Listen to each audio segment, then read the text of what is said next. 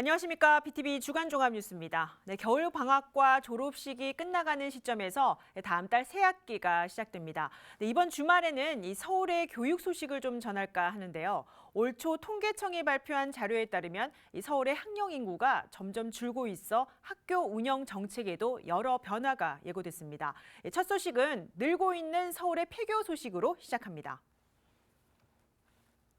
앞서 언급한 대로 전국의 학령 인구가 감소하면서 서울에도 문을 닫는 학교가 늘고 있습니다. 광진구에서는 화양초등학교가 다음 달 폐교를 앞두고 있습니다. 이 폐교 후 남게 되는 부지와 또 건물의 활용을 두고 지역의 관심 또한 높은데요. 당장 다음 달부터 교육지원청 산하 각종 시설들이 이곳에 모일 것으로 보입니다. 첫 소식 김진중 기자가 보도합니다. 지난 1월 광진구 화양초등학교에서는 39년의 역사를 마무리하는 마지막 졸업식이 열렸습니다. 화양동의 학령 인구가 꾸준히 감소하면서 오는 3월 폐교가 결정됐기 때문입니다. 폐교 후 남게 되는 약 5,600제곱미터 규모의 학교 부지와 5층 높이 규모의 학교 건물은 앞으로 어떻게 활용될까요? 지난해 9월 이뤄진 간담회에선 여러 활용 방안이 제시됐습니다. 당시 교육청에서는 도서관과 평생학습관, 학교 밖 청소년을 돕는 시설을 제안했고, 지역 주민은 공영주차장과 청년 커뮤니티 공간, 북카페, 화양초 역사관 등 다양한 의견을 내놨습니다. 서울시 교육청은 화양초 폐교 부지에 화양 미래교육 문화원을 건립하겠다는 방향을 잡고 타당성 검토 용역을 진행 중입니다. 계획안을 보면 사업은 2단계로 나눠 진행됩니다. 먼저 1단계는 기존 건물을 리모델링해 학교 교육지원센터를 마련하는 것. 곳곳에 흩어져 있는 교육지원청 산하의 시설을 한데 모으겠다는 구상입니다. 이후 2단계는 화양역사관과 북카페 등의 교육문화복지센터를 신축하고 지하에 공영주차장을 건립합니다. 사업 추진을 위해선 교육청과 지자체에서 각각 예산을 마련해야 합니다. 사업 추진을 위한 예산 확보와 시설 관리 등은 추가 논의가 필요한 부분입니다. 현재로는 구체적인 예산 확보라든지 이런 부분 아직은 없습니다. 그리고 차후에 2년 후에 공사가 진행된다 완료 후에 실질적으로 다양한 어떤 내용물들이 들어갔을 때 그때 예를 들면 아까 공영 주차장이라든지 아니면은 교육센터라든지 이런 부분 누가 관리할 거냐. 기본 계획 수립 용역은 오는 6월쯤 마무리될 것으로 보입니다. 그러나 1단계 추진 계획에 따라 폐교가 이루어지는 다음 달부터는 학습 도움센터와 발명 메이커 교육센터 등 교육청 산하 시설이 기존 건물에 입주합니다. 학교 시설의 경우 비워두면 노후화가 계속 가속화되기 때문에 일부는 사용 허가를 통해서 일부 기관에 대여하기도 하고 내부에서 필요로 하는 경우 임시로 사용을 하고 있습니다. 화양총의 경우에는 3월부터 학습도움센터 그리고 광진교육복지센터가 임시로 사용될 계획입니다. 39년의 세월, 지역을 지켜온 화양초등학교. 지역 주민이 원하는 새로운 시설이 들어서기까지는 2년여의 시간이 더 필요해 보입니다. BTV 뉴스 김진중입니다.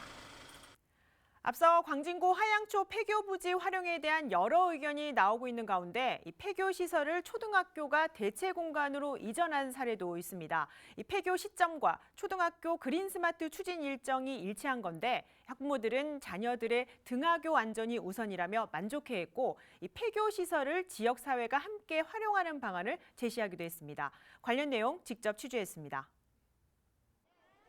지난 1966년 설립된 도봉초등학교입니다. 50년이 넘은 이 학교 학생 수는 395명. 도봉 1, 2동 학생들이 배정된 이 학교의 학생들은 스쿨버스로 등하교합니다. 도봉초등학교는 2021년 그린스마트 미래학교로 선정된 후 지난해 모듈러 교실 건립이 논의됐습니다. 당시 학부모들 사이에선 모듈러 교실에 대한 안정성을 우려해 공방이 펼쳐졌습니다. 그런데 내년에 폐교가 확정된 도봉고등학교가 도봉초등학교 대체시설로 결정됐습니다. 학교 이전과 폐교가 맞물려 도봉초등학교가 3년간 사용하는데 학부모들은 안심하는 분위기입니다. 암만 안전하게 지어도 이걸 차도 아이들이 소음도 뭐 완벽히 차단될 수 없는 거잖아요. 공기도 그렇고. 그래가지고 그나마 원래 학교 자리로 들어가니까 이렇게 비어있던 학교가 아니고 폐교가 되고 나서 바로 들어가니까 좀 낫다. 그래도 어쨌든 아이들 안전이 우선이니까. 2003년 설립된 도봉고등학교는 전체 학생 수가 200명이 채 안 됩니다. 2년 전부터 학생 수가 줄어 폐교가 거론됐다 학생과 학부모들 반대로 한 차례 부결된 바 있습니다. 이후 또 한 번의 설문조사를 거쳐 내년에 최종 폐교가 결정됐습니다. 지역에선 운 좋게 폐교 시설을 초등학교가 활용하는 데 만족하지만 도봉초등학교 공사가 마무리되는 2027년에는 도봉고 부지가 제대로 활용될 수 있도록 모임을 만들어 여러 의견을 모으고 있습니다. 주민의 입장에서는 굉장히 안타깝죠. 도봉고가 굉장히 좀 활성화되고 그랬으면 좋겠다라는 생각을 계속 가지고 있었는데 이 부지를 지역 주민들하고 어떻게 활용했으면 좋겠는지 이 모임을 저희가 이제 1년 전부터 시작을 한 거예요. 그러니까 이런 것들을 이제 이야기해보자. 그래도 우리 구에 있는 학교인데 그리고 학교 부지가 사실 굉장히 환경이 좋잖아요. 교육청은 도봉고등학교 활용에 대한 구체적인 대책이 마련된 것은 아니라며 주민 의견을 듣겠다는 입장입니다. 교육 기능 중심에 하되 지역 주민이 원하는 편의시설과 함께 가는 즉 지역 주민과 함께 상생하는 방안을 저희들이 모색하려고 노력하고 있습니다. 네, 이곳 도봉고등학교 시설은 2027년이면 지역에서 사라집니다. 그 사이 서울시교육청과 자치구, 지역 주민들은 이 학교 부지 활용 방안에 대한 여러 논의를 진행하게 될 텐데요. 네, 그렇다면 서울의 폐교학교 실태와 또 학교 부지 활용은 어떤 식으로 대책이 마련되는지 이어서 양진호 기자가 취재했습니다.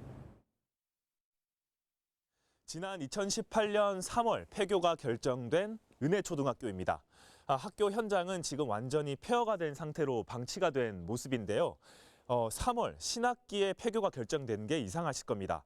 일종의 기습 폐교였는데 교육청이 폐교 신청을 반려했지만 학교는 담임교사를 배치하지 않으면서 학생들에게 전학을 강요했습니다. 당시 학부모들은 은혜학교 법인의 손해배상 소송을 제기했습니다. 학습권과 교육권을 침해했다는 건데 지난해 이 사실이 인정돼 배상 판결이 떨어졌습니다. 하지만 사라진 학교를 다시 되돌릴 수는 없었습니다. 이처럼 2010년대 들어 서울에서 폐교가 결정된 학교는 외국인 학교를 제외하고 모두 7곳. 이 가운데 5곳이 초등학교인데 학령 인구 감소 여파가 초등학교에서 가장 먼저 나타나고 있는 것으로 풀이됩니다. 실제 올해 서울 초등학교의 입학 대상자는 사상 첫 6만 명대를 기록했습니다. 일단 그쪽에 사람들이 안 가잖아요. 이주를 안 해요. 학교가 없는데 이주하고 싶어도 이주할 수가 없잖아요. 그래서 학교가 마지막 보루예요, 사실은. 지역 소멸을 막는 마지막 보루가 학교거든요. 인구 감소 여파로 학교가 사라지고 있지만 교육청이 단독으로 대응할 수 있는 사안은 아닙니다. 무엇보다 앞선 은혜초등학교 사례처럼 사립학교가 폐교를 강행할 경우 교육청 차원의 대응 방안은 많지 않습니다. 지금 사립학교 관련 학교법인을 통해서 이제 제재를 가하는 방법이 있을 거고 재정 같은 부분에서는 이제 재정 지원을 사립 초등학교 같은 경우 사실 재정 지원을 하는 부분이 적기 때문에 아마 일방적으로 그렇게 진행이 되었던 것 같아요. 현재 서울에서는 최소 6개 학교가 통폐합을 논의하고 있는 것으로 알려졌습니다. 이런 흐름이 계속될 경우 사라지는 학교가 늘어나는 것은 당연한 상황. 교육청은 폐교를 막는 것을 떠나 학교가 문을 닫게 되면 남은 부지를 어떻게 활용할지에 대한 대책을 고심하고 있습니다. 우리 교육청이 원하는 교육 지원 시설하고 또 지역이 원하는 주민 편의 시설이 있잖아요. 그걸 이제 공공 복합 시설을 이제 검토를 해서 조성하는 이런 방안이 있을 수 있습니다. 전문가들은 교육청은 물론 지자체와 주민들이 공동 대응에 나설 필요가 있다고 말합니다. 특히 각 지방에서 벌어지는 지역 학교 살리기 프로젝트를 이젠 서울에서도 펼쳐야 할 시점이라고 조언합니다. BTV 뉴스 양진호입니다. 네, 이어서 자치구 소식입니다. 종로구의회 민주당 소속 의원 5명이 국민의힘 라도균 의장을 상대로 제기한 의장 직무 집행정지 가처분 신청에 대해 법원이 일부 인정한다는 판결을 내렸습니다. 종로구의회 개원 이래 처음으로 기록된 사례인데요. 의장 직무정지로 종로구의회는 부의장 직무대리 체제로 당분간 의정활동을 하게 됩니다. 관련 내용 전해드립니다. 지난 6일 종로구의회에 전달된 행정법원의 결정문입니다. 종로구의회 민주당 소속 의원 5명이 신청한 라도균 현 의장의 직무 집행정지 가처분 소송에서 법원은 일부 인용한다며 의장 직무 집행정지를 결정했습니다. 라도균 의장의 직무가 지속될 경우 민주당 소속 의원 측에게 회복하기 어려운 손해가 발생할 우려가 있다는 이유에서입니다. 또한 현 의장의 직무 집행이 정지된다고 해서 공공복리에 중대한 영향을 미칠 우려가 있다고 보기 어렵다고 해석했습니다. 다만 의장단 선거 당시 절차상 하자 등을 주장한 민주당 측의 요청 사항에 대해서는 기각했습니다. 라도균 의장은 소송 진행 당시 법원이 어떤 판단을 하든 겸허하게 수용하고 의회에 기록될 사안이라고 밝힌 바 있습니다. 그 결과에 대해서는 저는 받아들일 생각입니다. 기각이 되든 인용이 되든 사례는 분명히 남겨야 된다고 봅니다. 기각이 될 경우에는 잘못된 생각을 바로잡을 수 있고 만약에 인용이 된다면 절차상에 무슨 문제인가 확인해서 개선하면 될 거라고 생각합니다. 법원 결정에 따라 종로구의회는 본안 소송인 의장 선거 무효 확인 판결 선고일 이후 30일이 경과될 때까지 이광규 부의장이 의장 직무대리를 맡게 됩니다. 라도균 의장의 의장 지위는 유지되지만 업무 추진비와 관용차, 집무실 등 공적 직무 활동을 전제로 제공되는 모든 경비 등을 사용할 수 없습니다. 결국 종로구의회 9대 전반기는 구의회 개원 32년 만에 소송으로 의장 직무대리 체제를 운영하는 첫 사례가 됐습니다. BTV 뉴스 강혜진입니다. 네, 중구에서는 지역에 위치한 국립중앙의료원 이전과 관련해 기획재정부가 병상 축소 등 총 사업비를 감액해 논란입니다. 중구의회는 축소 이전을 반대하는 성명을 발표하고 병상 확대를 촉구했습니다. 이재원 기자가 취재했습니다. 국립중앙의료원 축소 이전 계획 철회하라! 철회하라! 철회하라! 철회하라!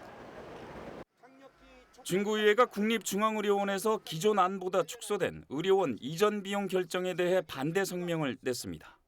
기획재정부가 산술적인 기준과 경제 논리로 병상수 규모를 축소했다며 강하게 비난했습니다. 특히 공공의료 서비스에 도움이 필요한 취약계층에 대한 의료 제공이 어렵게 됐다며 병상 확대를 촉구했습니다. 공공의료가 필요한 많은 국민에게 국가중앙병원으로서의 그 기능을 제대로 수행할 수 있도록 신축 이전 사업의 축소 결정을 철회할 것을 중구민의 뜻을 받들어 강력히 촉구한다. 국립중앙의료원은 지난 1958년 설립돼 2003년부터 시설 노후화로 이전이 검토됐습니다. 코로나 사태 이후 정부는 중앙감염병병원과 함께 인근 미 공병대 부지로 이전 설립을 확정했습니다. 기존 보건복지부의 이전 계획은 일반 800병상, 중앙감염병병원 100병상 등 총 1,050병상이었습니다. 하지만 기획재정부는 일대 대형 병원이 여러 곳에 있다며 총 760병상으로 축소했습니다. 이전 설립 예산도 1조 2,341억 원에서 1조 1,726억 원으로 축소됐습니다. 이에 국립중앙의료원 노조 등 의료진들은 강하게 반발해왔습니다. 중구의회는 지속적으로 병상 확대 이전을 촉구하고 중앙의료원 노조와 함께 축소 반대 주민 서명 운동을 펼칠 계획입니다. BTV 뉴스 이재원입니다. 최근 국민권익위원회가 2022년도 공공기관 종합청렴도 평가 결과를 발표했습니다. 여기서 노원구는 최하위를 기록했는데요. 권익위가 세부 결과를 공개하지 않지만 이 노원구에서 주목할 건 인사와 조직 문화 등 내부에서의 평가 자체가 낮았다는 분석입니다. 네, 서주환 기자가 취재했습니다. 국민권익위원회가 종합청년도를 조사한 기관은 모두 569곳. 기초자치단체, 그중에서도 구단위는 전국 69곳이 해당됩니다. 그렇다면 서울 25개 자치구는 어떤 결과를 받았을까요? 먼저 1등급은 구로구와 용산구 단 2곳뿐입니다.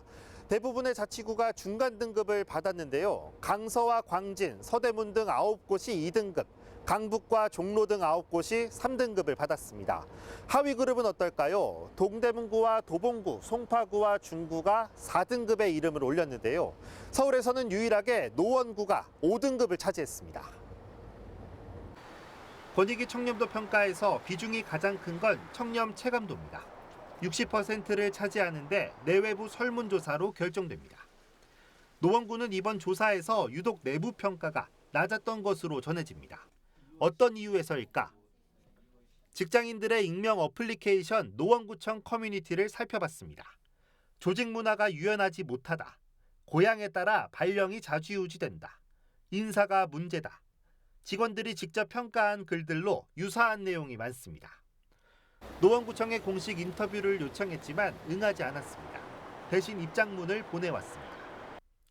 통렬한 자기반성과 함께 구민에게 죄인된 심정으로 뼈를 깎는 자정의 노력을 할 것을 약속드린다고 밝혔습니다. 구의회 역시 이 사안을 무겁게 받아들이고 있습니다. 여야 할 것 없이 의원님들에게 대한 부분은 좀 심각하다. 정말 부끄럽게 생각해야지 되고 이거는 우리 집행부 또 의회에서 다 나서서 이 청렴도를 꼭 올릴 수 있게끔 어떤 대체 방안을 노력해야지 되고. 노원구는 앞으로 1등급을 목표로 개선의 노력을 다하겠다는 입장입니다. 부패 취약 분야를 분석하고 직원들이 어디를 아파하고 힘들어하는지 조직의 목소리에 귀를 기울이겠다고 밝혔습니다. 이번 평가 결과가 절대적인 것은 아니지만 중요한 건 현재 누군가는 노원구의 청렴도를 낮게 생각하고 있다는 사실입니다.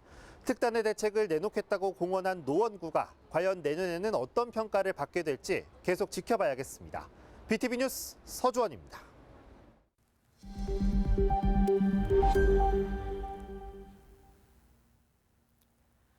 네, 서울시 교육청이 고등학생들을 대상으로 박사 연구자와 함께하는 서울형 독서 토론 프로그램을 도입합니다. 이 학생들의 비판적 사고 교육은 물론 논술과 서술형 방식의 수능에 대비하기 위해서인데요. 교육청은 일찌감치 200여 명의 분야별 박사 연구자 인력을 확보한 상태입니다. 양진호 기자가 전합니다. 기존 독서 프로그램의 한계를 벗어나겠다. 서울시 교육청이 발표한 심층 독서 토론 프로그램의 핵심 목표입니다. 이를 위해 분야별로 각 고등학교에 파견돼 200여 명의 독서 관련 박사 연구자를 확보했습니다. 고등학생은 대학생을 가르치는 거하고는 조금 다릅니다. 그래서 저희가 조금 이 박사 연구자들에 대해서 연수를 해서 고등학생 지도 감수성을 좀 가지시도록. 교육청은 앞서 도서선정위원회를 구성하고 인문예술, 사회과학, 역사 등 4개 분야에 100여 권의 추천, 참고 도서를 뽑았습니다.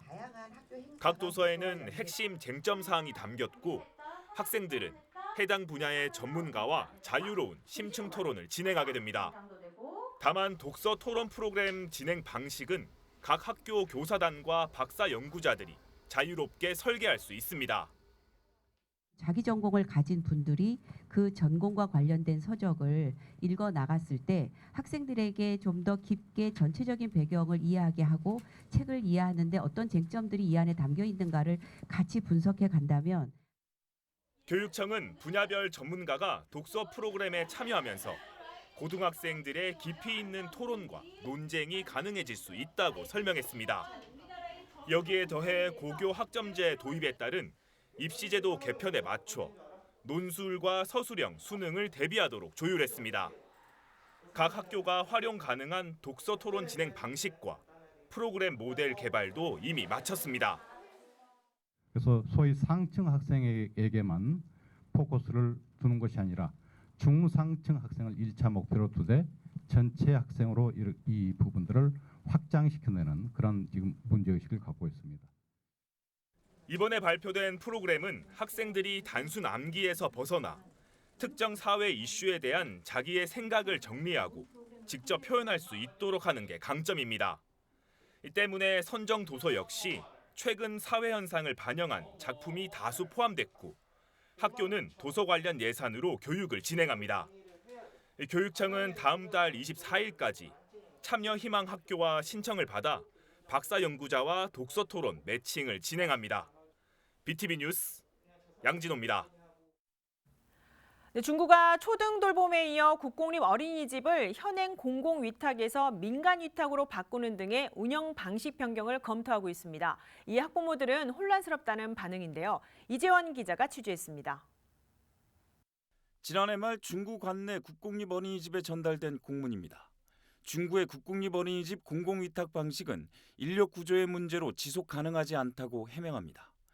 전문가들의 연구 영역을 통해 향후 방안을 마련 중이라며 현재 서비스는 그대로 유지된다고 설명합니다. 중구 관내 국공립 어린이집은 23곳, 이 가운데 17곳을 중구시설관리공단 산하조직에서 운영하고 있습니다. 중구는 시설관리공단의 사회서비스사업단이라는 임시조직을 만들어 별도의 교사를 채용해 운영해왔습니다. 하지만 임시조직의 운영에 따른 부담감, 재정 효율성, 보육 등 전문성 결여 등의 문제가 산재해 있다고 설명합니다. 이에 학부모들은 혼란스럽다는 반응입니다. 구체적으로 어떻게 운영 방식이 바뀐다는 것인지 불분명하다는 겁니다. 학부모 만족도가 90%가 넘는 현행 운영 방식을 왜 바꾸려 하는지 알 수 없다는 입장입니다.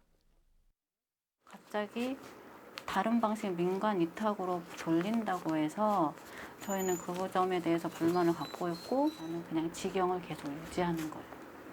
그러다가 지금 어차피 유보통합이 발표됐으니까 그 2026년까지는 바뀌는 거 없이 그냥 직영을 계속해서 유지해 나가는 게 저희 학부모들의 목표예요. 학부모들은 향후 중구청의 운영 방향을 살피면서 민간 위탁 방식이 진행되면 서명운동 등 집단 행동을 통해 반대 의사를 밝힌다는 입장입니다. BTV 뉴스 이재원입니다.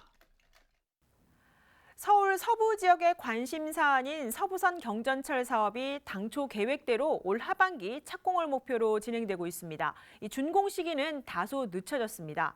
서울시는 역사 위치를 옮기는 건 고려하지 않고 있는 상태입니다. 보도에 김대우 기자입니다. 서부선은 은평구 세전역과 관악구 서울대 입구역을 연결하는 경전철입니다. 총 길이 16.2km, 정거장은 16개입니다. 지난 2020년 6월 KDI 민자적격성 조사를 통과했습니다. 이듬해 5월에는 가칭 서부도시철도 주식회사가 우선협상 대상자로 지정됐습니다. 이 우선협상 대상자와 협상은 끝난 상태입니다. 이제 곧 실시 설계에 들어갑니다. 당초 서울시 구상은 올해 서부선을 착공하는 거였습니다. 하반기쯤으로 예상했습니다. 서울시 관계자는 착공 시점을 최대한 맞추려고 노력하고 있다고 밝혔습니다. 다만 공사 기간은 변화가 예상됩니다. 원래 2028년 개통이 목표였습니다. 그러나 2029년 준공하는 걸로 계획을 바꾼 상태입니다. 이 서부선 경전철 사업과 관련해 서대문구에서는 102번 정거장 위치를 두고 논란이 일고 있습니다. 서울시 관계자는 정거장 위치를 옮기는 건 지금 단계에선 고려하지 않고 있다고 밝혔습니다. BTV 뉴스 김대우입니다. 네, 지난 2018년 동대문구는 지역의 대표 산인 배봉산에 인공폭포를 조성하는 사업을 추진했지만 주민 반대에 부딪힌 적이 있습니다. 최근 꽃의 도시 선언과 함께 인공폭포 조성 계획을 언급해 관심을 모으고 있는데요. 네, 이 사업 이번에 어떻게 추진되는 것인지 김진중 기자가 자세히 알아봤습니다. 동대문구는 지난 2018년 배봉산 광장에서 인공폭포 조성 사업에 대한 주민 의견을 묻습니다. 당시 주민 찬반 의견은 50대 50. 만만치 않은 반대 목소리에 사업 추진은 없던 일이 됩니다. 5년 정도가 흐른 지금 주민들 생각은 어떨까? 좋아요. 하면 좋다고 찬성이라고. 동대문구에 산이 없잖아요. 그래서 여기에다 해놓으면 멋있을 것 같아. 공기도 좋고. 아무래도 미세먼지도 물로 인해서 아무래도 좀 환경이 더 나아지지 않을까 그런 생각을 하고 있거든요. 그래서 좀 해놓은 것도 주민으로서는 찬성합니다. 이 같은 인공폭포를 조성하는 방안이 올해 다시 추진됩니다. 동대문구가 꽃의 도시 선언과 함께 배봉산 인공폭포 조성 계획을 밝혔습니다. 지역 주민들에게 볼거리를 제공할 명소를 만들겠다는 것. 동대문구가 구상하는 인공폭포 조성 위치는 배봉산 열린광장과 마주보는 배봉산 절개지입니다. 폭 40-50m, 높이 10m 정도 규모가 될 것으로 보입니다. 배봉산 야외무대 초입부의 앞에 있는 그 장소부터 거의 한 반 이상 정도 U자 형태의 반 이상 정도가 대상지가 될 것 같습니다. 높이는 대략 한 10m, 그다음에 길이는 한 40m, 50m, 40m, 50m 정도 될 것 같습니다.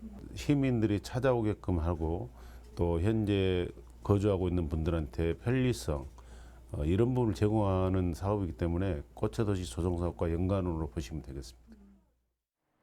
인공폭포 조성에는 예산 약 18억 원이 소요됩니다.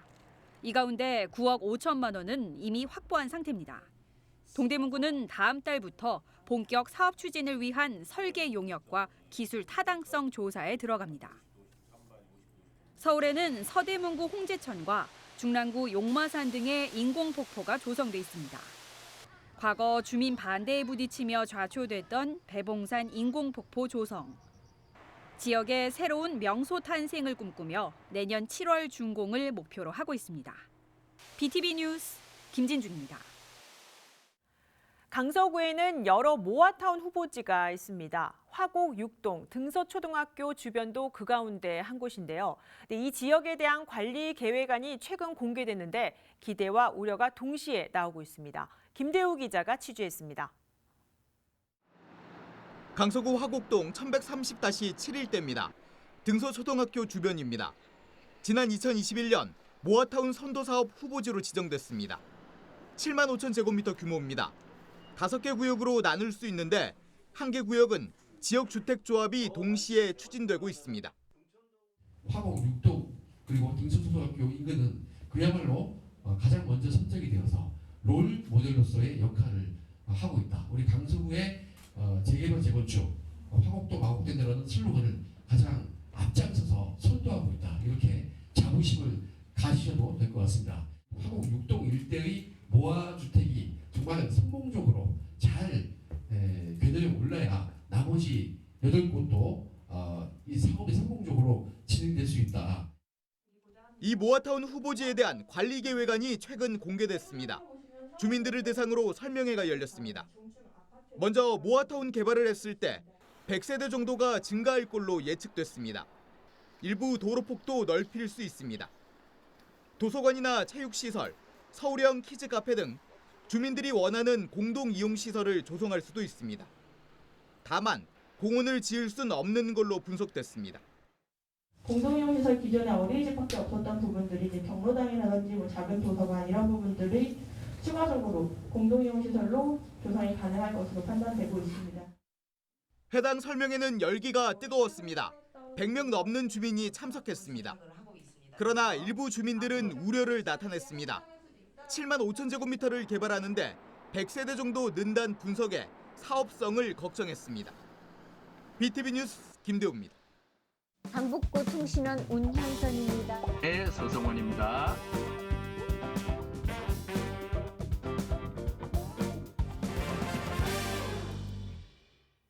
네, 주민통신원 순서입니다. 요즘 미세먼지가 심해지면서 바깥 활동하기 부담스러우시죠? 특히 어린아이들은 추운 날씨에 야외 활동이 더 힘든 시기입니다.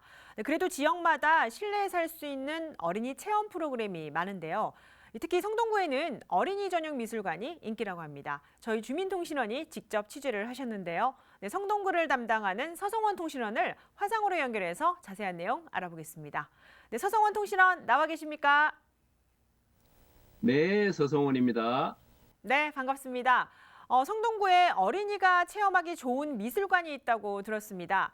그림도 그리고 또 만들기만 하는 것이 아니라 다양한 체험 프로그램이 있다는데 우선 어떤 곳인지부터 소개를 좀 해주시지요.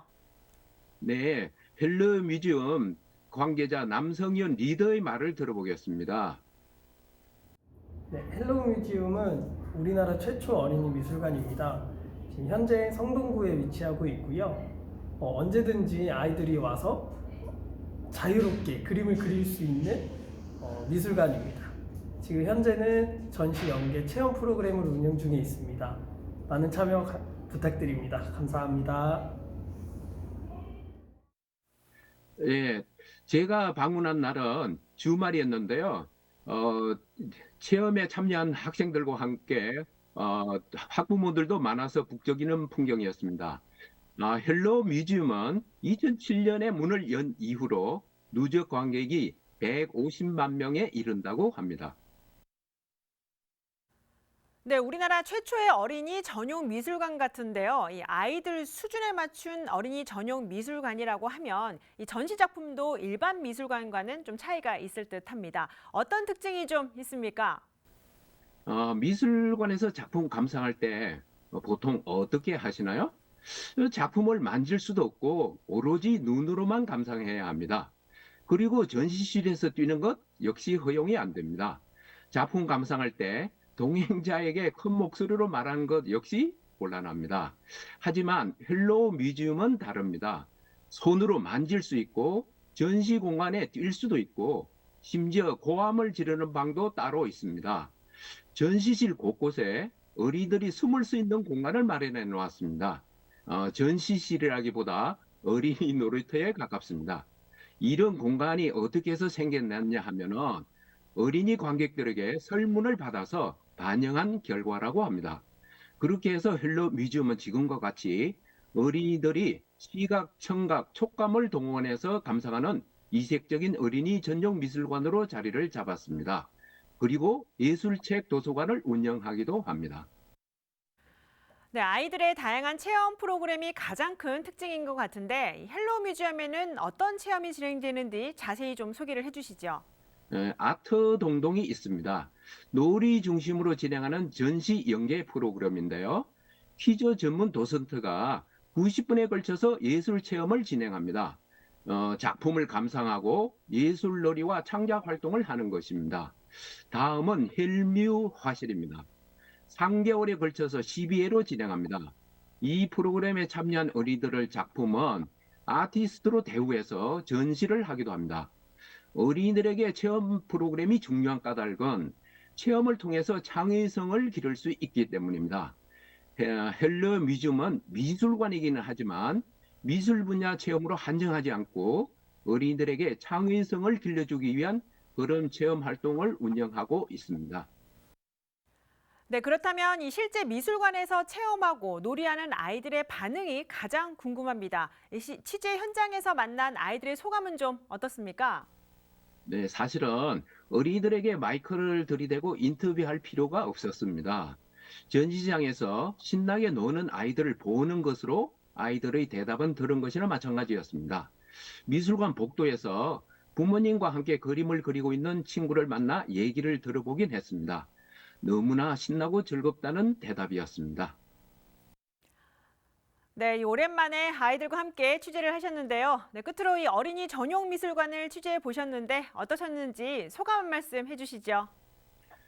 현재 우리나라에는 헬로 뮤지엄 외에 어린이 미술관이 더 생겨났습니다. 헬로 뮤지엄은 놀이터와 같은 미술관입니다. 이곳처럼 어린이 이용자들이 신나고 즐겁게 관람할 수 있는 어린이 전용 시설이 더 늘어나야 한다고 생각합니다. 또 공연장이나 과학관, 전시관은 어린이 특성에 맞게 운영되어야 합니다. 어린이들은 어른과 다른 방법으로 관람하고 배우기 때문입니다. 네, 여기까지 듣겠습니다. 네, 성동구의 어린이 전용 미술관에 대해 서성원 통신원과 이야기 나눠봤습니다. 네, 취재하느라 고생 많으셨습니다. 네, 감사합니다.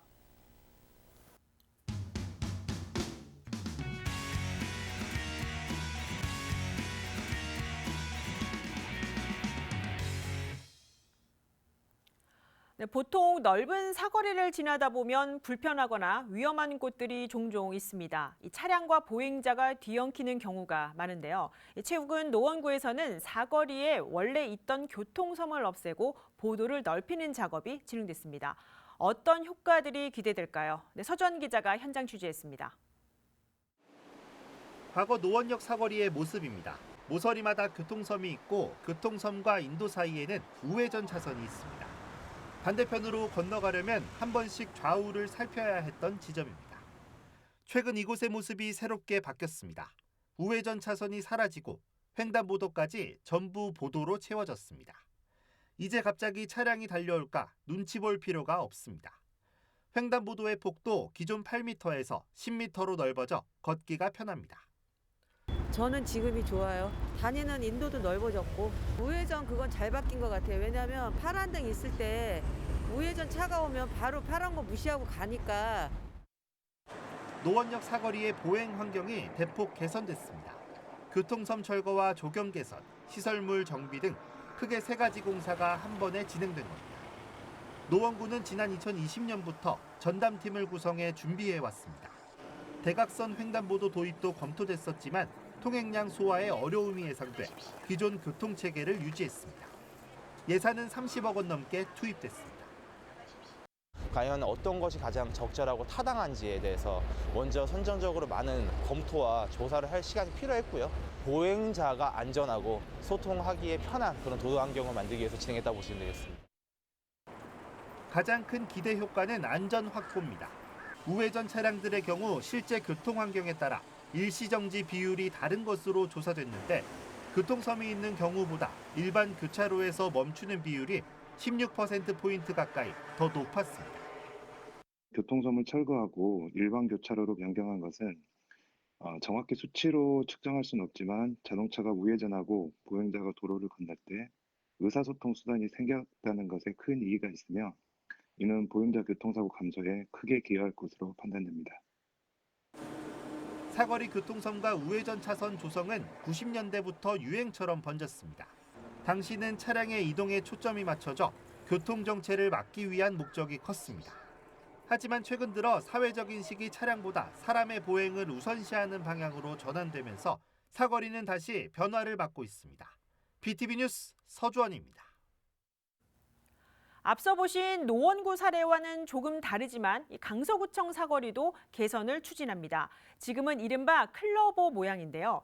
P턴을 해야만 좌회전이나 U턴이 가능한 구조여서 여러 불편이 제기되고 있습니다. 네, 이 내용은 김대우 기자가 취재했습니다. 강서구청 사거리입니다. 서울 강서구를 대표하는 도로입니다. 일반적인 사거리와는 차이를 보입니다. 일반 차량은 좌회전이 안 됩니다. P자형으로 돌아서 가야 합니다. 네 방향 모두 같은 구조입니다. 위에서 봤을 때 클로버 모양입니다. U턴도 안 됩니다. P턴에 P턴을 해야 합니다. 운전자들은 불편하다고 말합니다. 교통정체도 유발한다는 지적입니다. 이게 꼬리 물기 때문에 P턴 해가지고 이 직진 차량들이 못 가면은 여기서 직진이 안 돼가지고 그것 때문에 더 정체되고 하는 것들은 많이 있어요. 이런 강서구청 사거리를 개선하는 방안이 추진됩니다. 서울시가 올해 연구 용역을 진행할 계획입니다. 한정혜 국회의원이 오세훈 시장에게 직접 제안했습니다. 연구 용역은 이르면 다음 달 시작해 올해 말쯤 끝날 전망입니다. 클로버 모양의 P턴을 다 하도록 되어 있습니다. 이게 교통량이 많지 않을 때는 흐름을 굉장히 원활하게 해주기는 하는데 지금 강서구청 사거리와 강서구청 사거리로 연결되고 있는 길들을 보면 이 교통량이 장난이 아니거든요. 그래서 이 강서구청 사거리를 중심으로 한 교통의 흐름을 좀 원활하게 만들게 하기 위해서 구청 사거리를 변화시킬 수 있는 방법이 있는지에 대한 연구 영역을 다소 기이한 구조의 강서구청 사거리. 오랜 틀을 깨고 새로운 모습으로 변화를 시도하고 있습니다. BTV 뉴스 김대우입니다.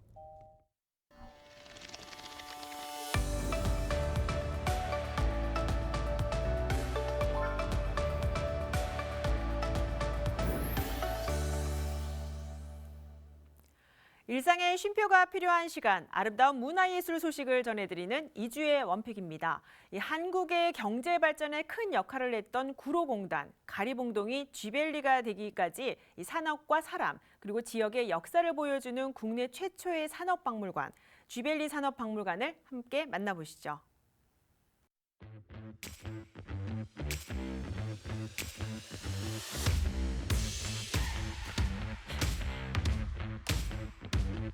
지금 오신 곳은 쥐벨리 산업박물관이고요. 구로공단, 가리봉동 이런 것들이 지금은 이제 구로 디지털 단지, 가산 디지털 단지 이렇게 반이 변화였거든요. 그래서 1965년 구로공단이 설립될 때부터 2020년대 쥐벨리까지 수출 산업을 위해서 있었던 뭐 봉제 산업부터 IoT에 이르는 이런 첨단 산업까지 이 모든 산업에 대한 이야기, 그리고 이 산업을 만들었던 우리 사람들에 대한 이야기를 하고 있습니다.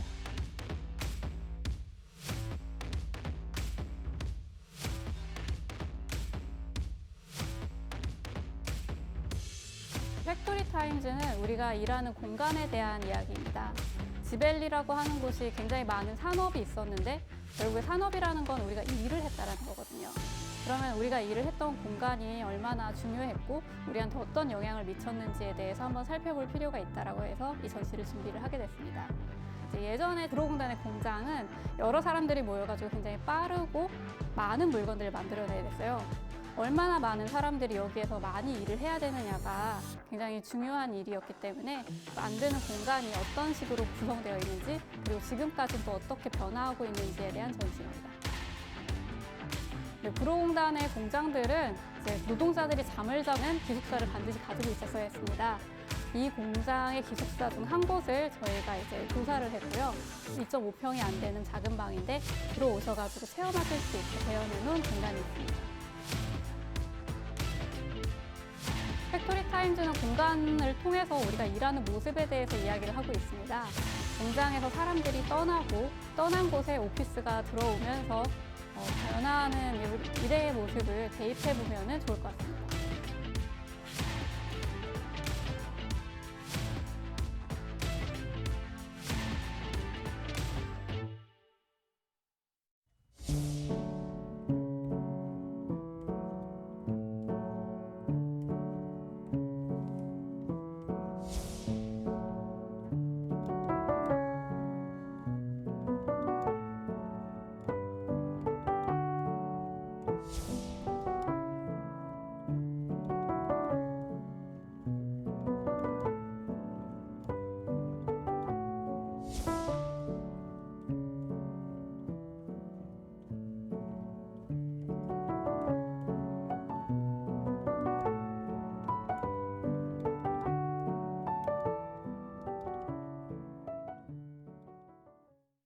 네, 각 자치구의 이슈가 될 사안을 토대로 다른 지역과 비교해보면 문제점과 대안 모색까지 저희가 뉴스에 담고 있습니다. 모두 지역의 가치를 담은 소식인데요.